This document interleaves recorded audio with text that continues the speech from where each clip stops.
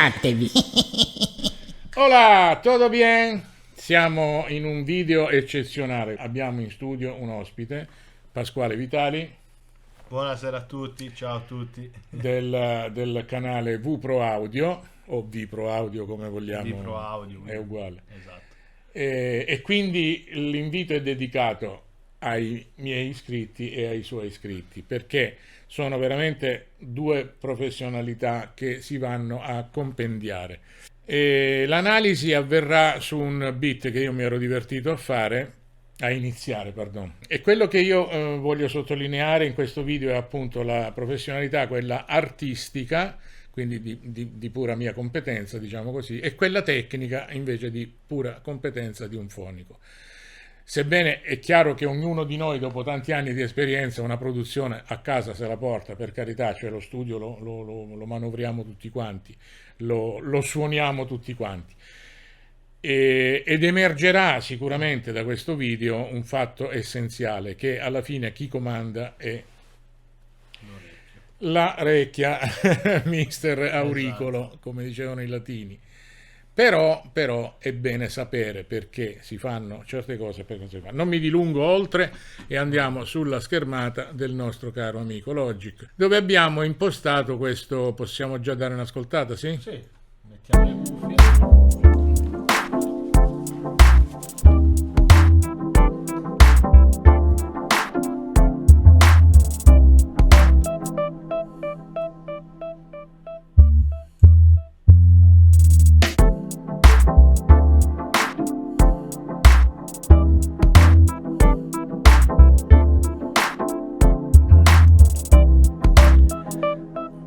Ok, e avrete già sicuramente notato dal punto di vista compositivo che ho utilizzato i battimenti, l'eco, per creare proprio un punto di svuoto e poi di rientro, ma ripeto, non è la sede per parlare della parte artistica, poi magari quella la vediamo durante le fasi di produzione.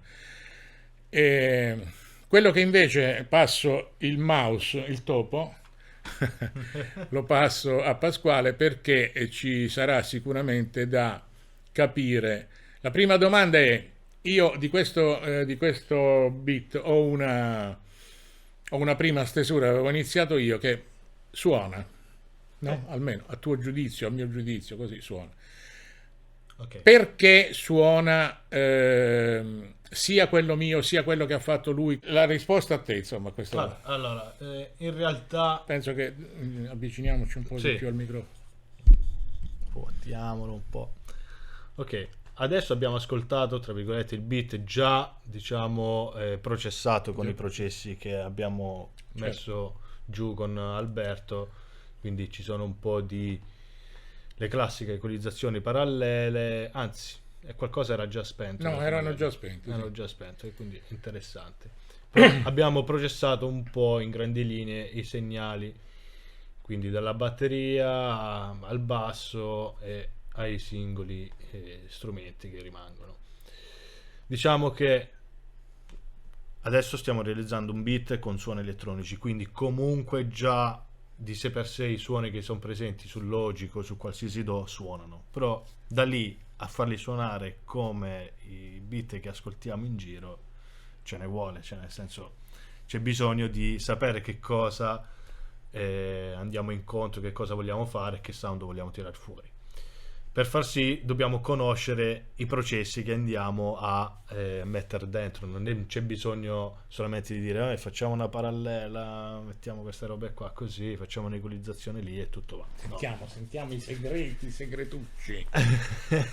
Beh, segreti sono, diciamo, cioè è un lavoro classico che qualsiasi ingegnere del suono fa, poi ognuno ha appunto i suoi segreti e i suoi non segreti. E comunque rimane quello che era tanti anni fa quando ero pischello io. In questo lavoro il miglior modo per imparare è rubare il mestiere. Sempre e comunque. Esatto, sia con gli occhi che con le orecchie. Quindi.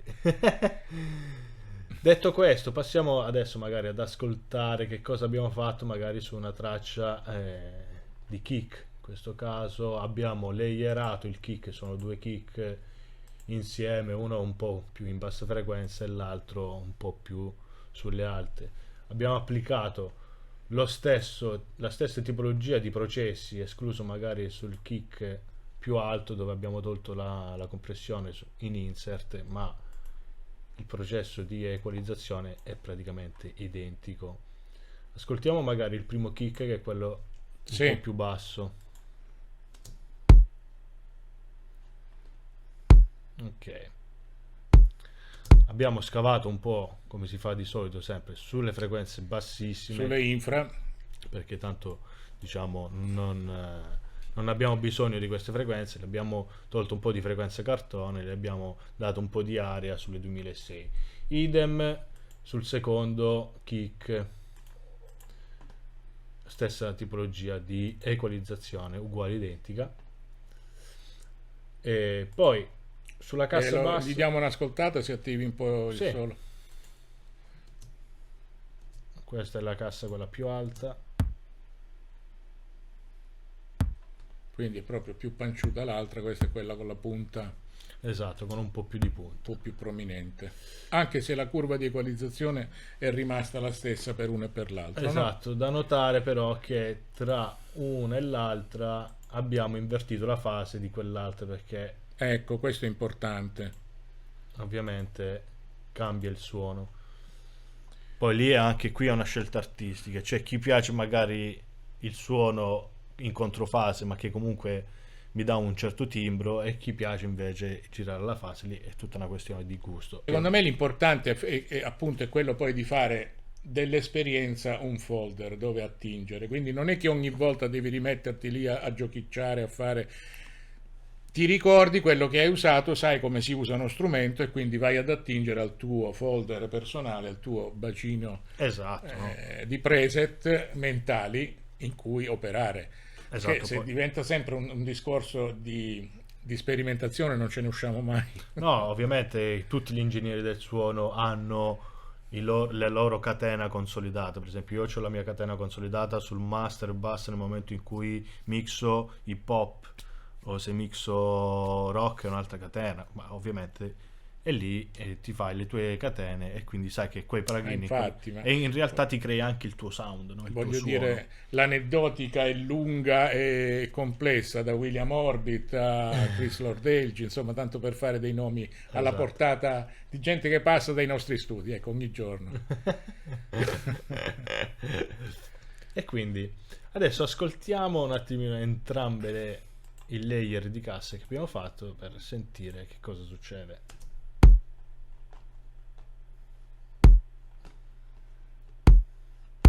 Ok, queste tracce qui di cassa, io mi piace sempre diciamo fare una compressione parallela. Cosa che hai fatto anche qui? Sì, esattamente, che è questa traccia qui. In questo caso ho aperto due mandate. Ma è spenta. Sì, adesso è spenta. Ho fatto due mandate che vanno in questa traccia ausiliaria, dove all'interno ci ho messo il classico CLA. Chiamata New York Kicks. Esatto. Dove abbiamo attacco e release davvero veloci, in maniera tale da togliere il transiente ma lasciare ingrossare ancora di più tutta la parte della coda Codosa. dello strumento. Quindi ascoltiamo con e senza. Ora è senza, diciamo, la parallela.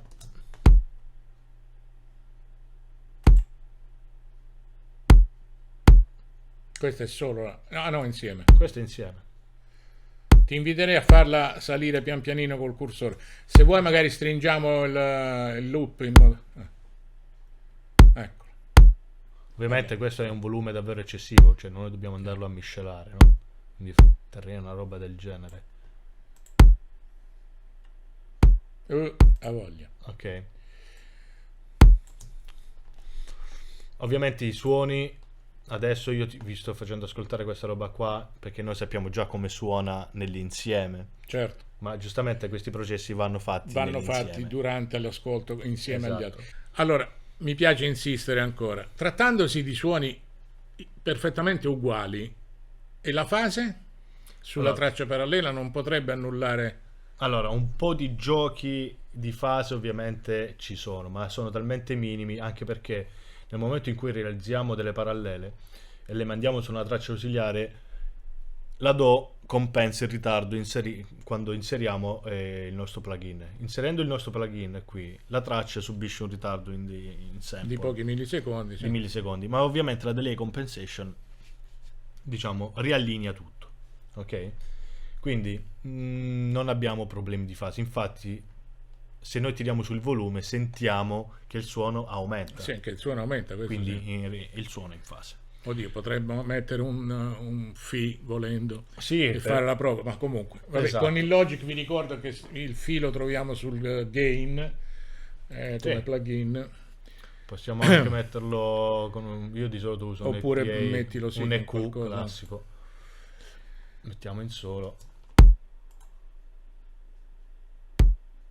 Quindi di fatto Qualcosa in controfase c'è, perché sennò si annullerebbero. Però ci sta, cioè nel senso è giusto che sia così. Ok. È giusto. l'auricolo comanda sempre. Andiamo avanti. Quello che Ovviamente comanda è l'orecchio. Andiamo.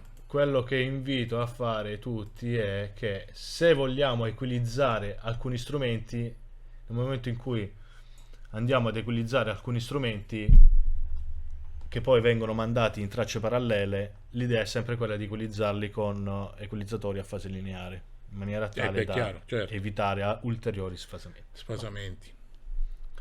che anche quelli in realtà possiamo utilizzare a scopo creativo, però quello è un altro discorso. A tal proposito hai fatto un video, mi pare, no? Sugli equalizzatori. Sì, sugli equalizzatori a fase fase lineare, lineare. sul mio canale Vipro Audio, se volete guardarlo è lì, per capire che cosa sono. Ok, detto questo, passiamo sul rullante, dovrebbe essere lui. Dove abbiamo messo rullante e clap. Esatto, rullante e clap insieme.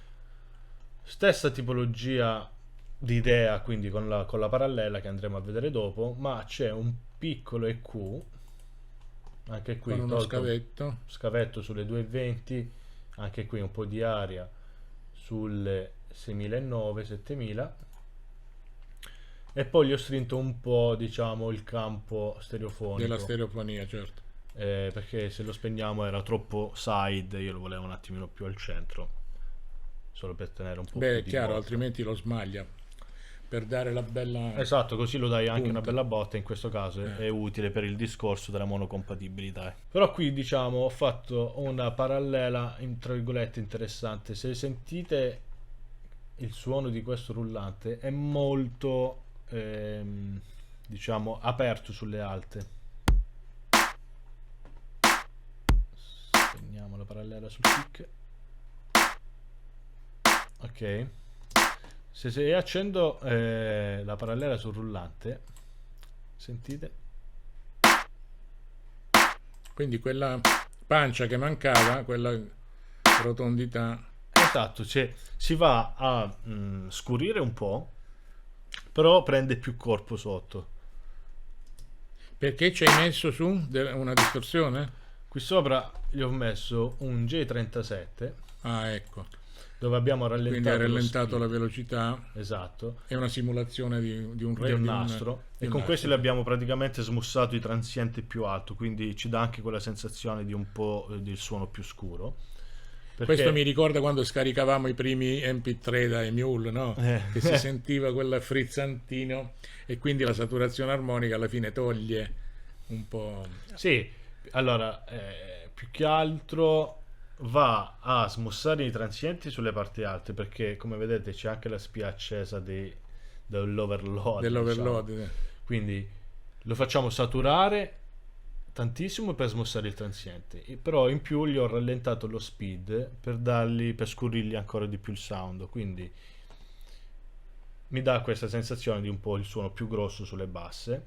Ovviamente dopo, successivamente, è il mio classico 1176, dove anche qui attacco veloce, release l'ho lasciato un po' più lentuccia. Ok, sentiamo insieme, diciamo, questa parte di kick e rullante.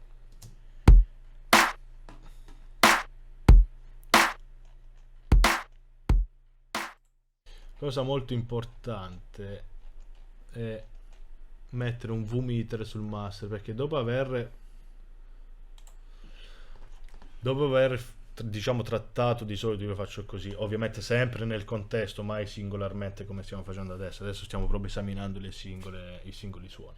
Dopo aver trattato cassa e rullante, e magari siamo passati anche al basso, cerco sempre di stare sotto lo zero view, quindi per avere maggiore margine di headroom, sulla master bass, sul master bass.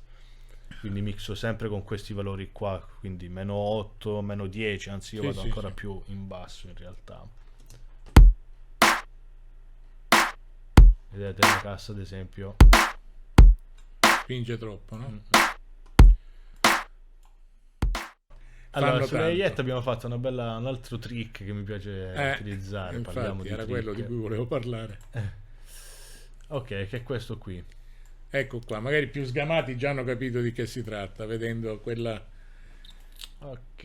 sinusoide ridotta in quel modo lì. Se noi ascoltiamo le hi-hat senza questo effetto qua,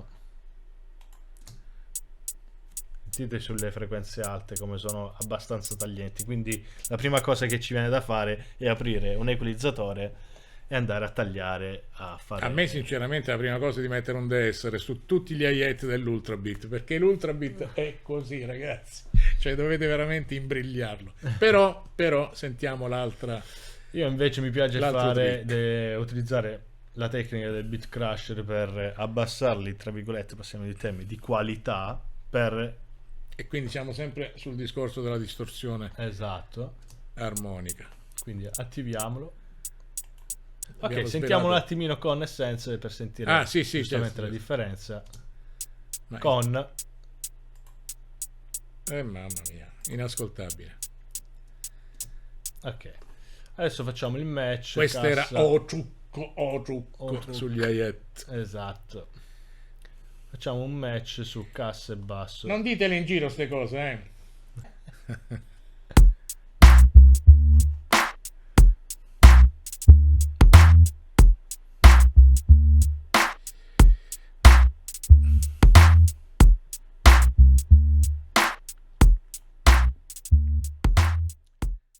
Ok, allora, una volta ascoltato cassa e basso, quindi, e vediamo che il nostro V-meter si aggira tra i meno 3 e lo 0, più o meno un punto ideale per dire ok, cassa e basso sono livellati. Poi da lì ovviamente vanno fatte altre cose, però è un bel punto di partenza. Ok. Quindi dopo aver trattato batteria in questo caso e basso... Sul basso abbiamo messo qualche parallelismo. Sul basso, sì, un match EQ per scavare un po' le frequenze più risonanti, un altro EQ idem, sempre per andare appunto risonante, a chiudere ancora, a fare un po' di shaping del suono.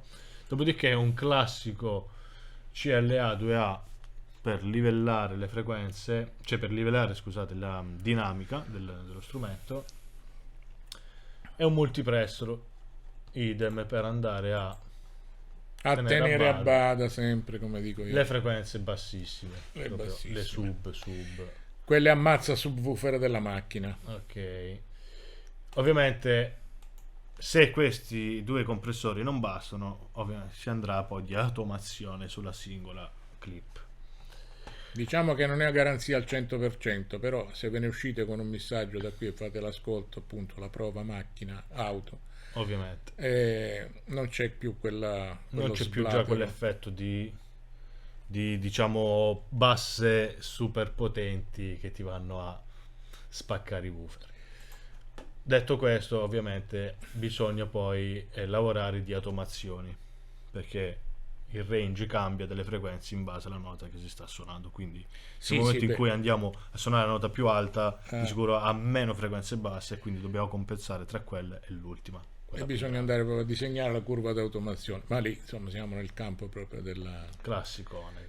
Finezza. Diciamo il mio routing, il mio workflow è, dopo poi aver trattato batteria e basso, passo a diciamo trattare un po' il bass master. Quindi ecco, questo è il punto in cui tu cominci ad introdurre esatto, dove io inizio a introdurre la catena di effetti sul mio bass master. In questo caso qui non ho sul computer di Alberto, non ho i plugin che uso io di solito, ma la sostanza è un compressore con attacco lento, ratio 2, 3 o 2 in questo caso, no, in questo caso ce l'abbiamo a 3, ma potrebbe essere anche 2, release veloce, e faccio, tra virgolette, diciamo, accarezzare i transienti, cioè non vado a schiacciare non più di 1 dB. Questo è sempre il discorso di sapere dove si vuole andare a parare. Quindi non hai il plugin che usi tu, ma ne usi un altro, però Esatto. conoscendo i parametri temporali di Esatto. qualunque natura, e alla fine insomma È cioè, diciamo anche l'effetto che vuoi arrivare, no? è Cioè, quello nel senso, dove vuoi arrivare. io Cioè. in questo caso l'effetto che voglio arrivare è cercare di dare un po' più di colla a tutto il brano, quindi già cassa e basso per farli lavorare ancora meglio. Quindi, Noi figli dell'L2, perché quando sentiamo parlare di colla sempre L1, L2, L3 invece no, io l'L2 in questo caso lo uso come limiter. Nel momento in cui voglio limitare i picchi di una determinata batteria, se magari la sto processando in parallelo o prima di arrivare nei processi paralleli. Ora ascoltiamo con e senza questo compressore.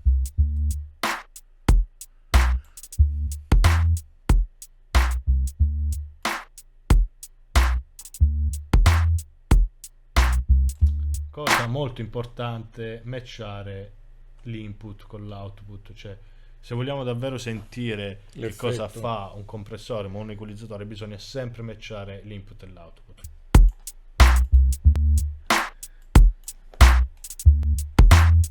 Ok, di E solito quindi dopo sentiamo. dopo il compressore, non so come mai dove è andato a finire, gli piazzo sempre un Andate in vacanza? un EQ, in questo caso un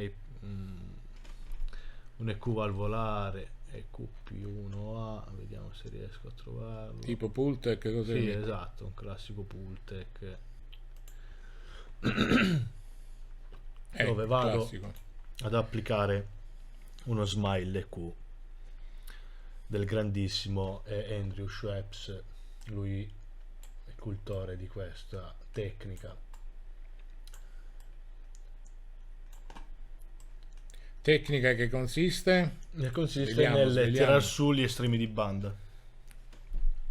La sostanza è proprio quella. Quindi ho boostato 30 Hz. In questo caso c'è un boost in attenuazione, ma lo faccio perché questo equalizzatore, nel momento in cui boosti e catti Che nello stesso attennui. tempo, crea una sua curva particolare. Ma non entriamo È la particolarità, no, del Pultec, esatto, è proprio la quella di particolarità di questo poter equalizzatore. boostare e attenuare sulle basse.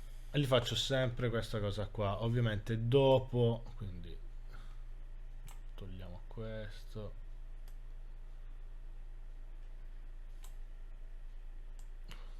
Scusate se sono un po' lento, ma io Logic non è la mia DAW preferita. Vabbè, poi velocizziamo.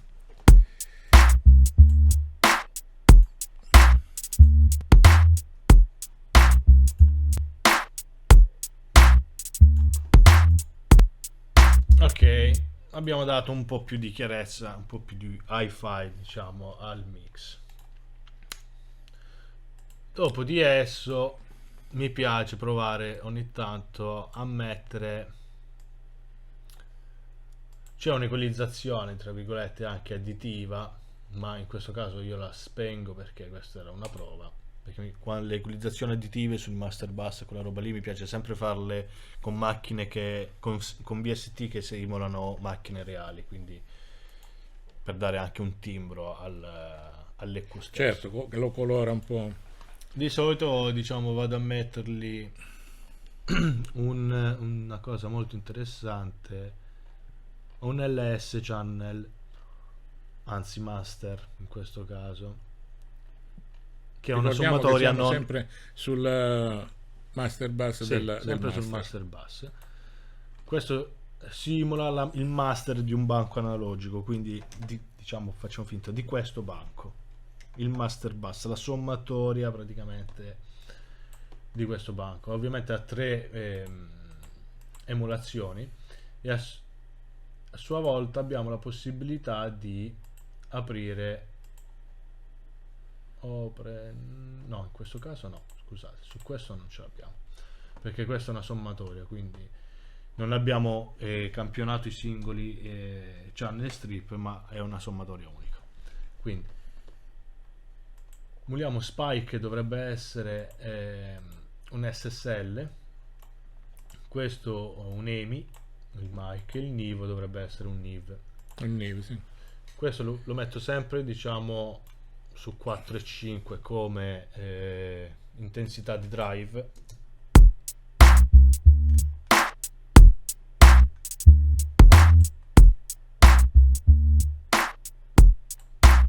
Se volete un suono più grosso, però è anche più scuro.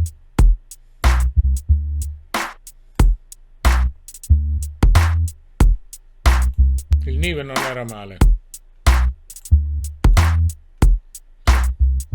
Ma comunque si equivalgono le SSL con il Niv. Sì, più o meno siamo lì. Ok. Questo, diciamo, è ciò che faccio un po'. EMI, quello che lui chiama quello centrale, Sì, sarebbe l'emulazione tipo Abbey Road, quella roba lì? Sì, dell'EMI, il mic. Mike. Lo chiamo Mike. Ok, guardiamo sempre i nostri picco di riferimento sul master. Dobbiamo sempre aggirarci Sempre quella. su questo valore qui, insomma, possiamo stare anche un po' più bassi. Ok, adesso andiamo a sentire gli altri strumenti nell'insieme e dopo vi faccio vedere che cos'è questo drum crash, ma lo vediamo dopo. Quindi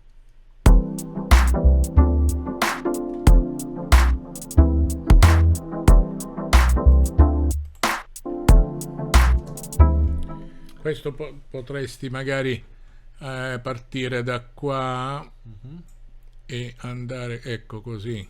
sì. Perché dico questo? Perché c'è il fattore eco che se tu lo metti in loop si va ad accavallare e lo risentiamo di nuovo. Ok. Voglio dire, non è il naturale svolgimento del brano, quindi tanto vale lavorare come deve essere il brano. Quindi questo qui lo porterei, ecco qua.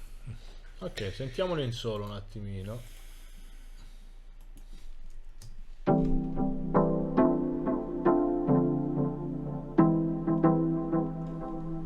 Allora, qui siamo ai due suoni che io chiamo armonici e ritmici, perché comunque fanno parte integrante della ritmica, in quanto poi sono presenti delle terzine di eco. E ti avevo chiesto di far prevalere queste piccole noticine a questo suono qua, che comunque hanno un po' la stessa caratteristica percussiva, no? Però sono importanti entrambi e in effetti lavorano così.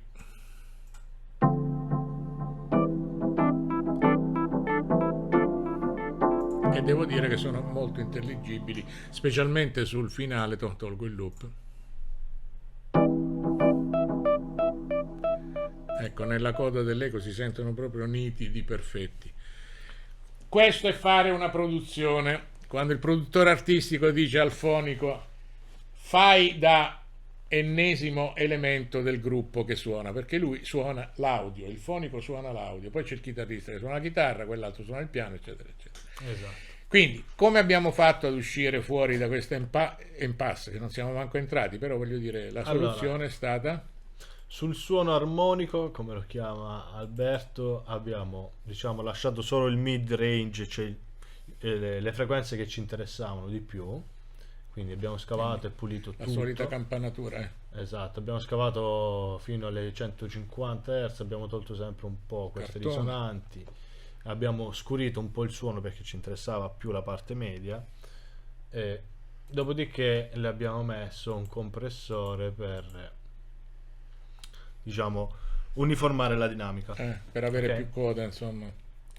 Sì, L'abbiamo reso più tappeto esatto, che più non percussione. abbiamo uniformato appunto questi giochi di dinamica, anche se all'interno ha anche lui un delay e quant'altro. Sul suono di piano, questo qua non abbiamo fatto altro che in realtà non mettere nulla, perché era un suono già che ci piaceva così. Presente, avendo impoverito l'altro. Esatto, abbiamo lasciato il posto a questo qua. Quindi è un po' come quegli aneddoti che senti dire, no, in giro, che Phineas, per esempio, ha studiato le basi per la sorella, per Billie Eilish, con quel tipo di basi che nessuno si sarebbe mai sognato di fare, povere, esili, rarefatte, ma che danno appunto presenza. Tante volte togliere fa venire fuori qualcosa senza neanche toccarla, quindi non è una questione sempre di aggiungere. esatto. Anzi, Sintesi sottrattiva, insomma, ce ne sono di... Anzi, è per dire una cosa. Adesso, come ascoltiamo tutte le basi che andiamo ad ascoltare, dalla trap appunto al modern pop, come si dice adesso, sono misere, tra virgolette, hanno quei 4 suoni che sono messi lì, ma sono sì, giusti, e che però ti fanno anche guadagnare in fase di mastering. Quindi ecco perché quelle basi suonano davvero forti, perché hanno i giusti, le giuste frequenze al posto giusto, i giusti suoni, e quindi li possiamo tirare molto di più in fase di mastering, perché appunto sono scanditi in frequenza, e quello fa tantissimo. certo. Quindi magari mettere più roba, possiamo aumentare un po' di più di RMS, ma poi quando andiamo a spingerlo iniziamo a fare le frittelle. Invece adesso la potenza dei brani nuovi è che hanno 4 strumenti, ma spinti in una determinata maniera davvero potente. Una spinta pazzesca, lo Una so. spinta pazzesca, esatto. Corsi e ricorsi storici. Ritornerà il Wall of Sound di spectoriana memoria degli anni 70, sicuramente, cariche di violini, archi, fiati e che più ne ha più ne ha. Esatto. A conclusione di tutto volevo ascoltare com'era senza niente, totalmente senza niente, e poi sentire com'è la botta finale.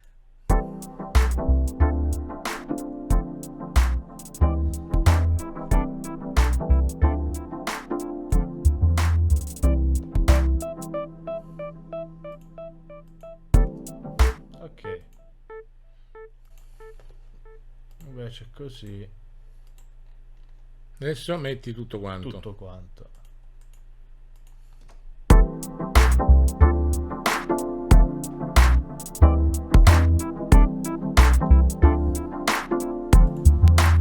Devo dire che Esatto, solo spegnendo la roba che ci abbiamo messo sul Bassmaster, adesso è spenta.